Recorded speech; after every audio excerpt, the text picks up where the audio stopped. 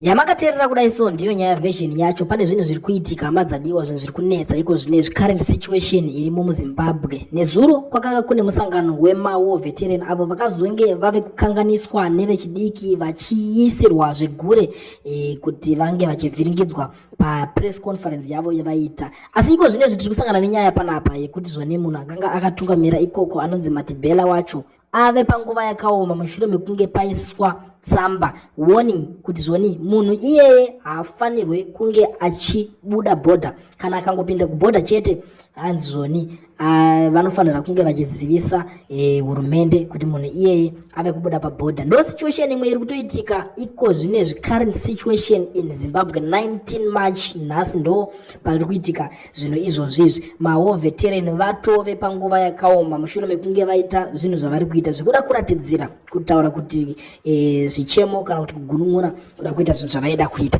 Apa tiri kungoedza kureva kuti munhu tingangoti ari under country arrest, haisi house arrest zvayo, but ukaonawo kunza ukwanise kunge uchibuda munyika yako kana ukangoonekwa uda kubuda munyika yako chete, vanofanirwa kunge vemabhodha vachizivisana nevemutemo. Utoreva kuti panenge patoshata. Ndo situation iri kuitika. Vanhu ava vari papanic mode zvisingaite. Vari kuda kunyatsonzwisisa kuti chii chiri kuitika. Vari kuda kunyatsokuisa vanhu ava padhuze kana kuti kuda kunyatsa kupedza kusunga nemawo veteran acho.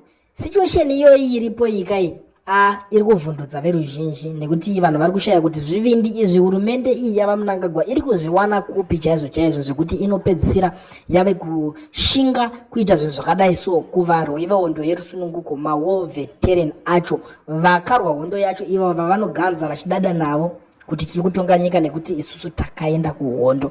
Ndo nyaya dziri kuitika. Saka apa vave kutaura kuti zvoni vakangoonekwa ava kuenda kubhodha chete munongotibata. Ndo tsamba iri panapa iri kutenderera hama dzadiwa. Ina handizozivawo zvangu kuti mimi makatarisawo nyaya iyi munoionawo sei, nekuti panapa pari kubvira, pari kupisa chaizvo. Nyaya iyoyi hamene kuti ichapera sei. Zvakakosha kuti mutizivise kuti mimiwo munoionawo sei. Dedzai hama neshamwari movaudza kuti kunyaya version zvatotanga, nyaya dziri kubuda day and night.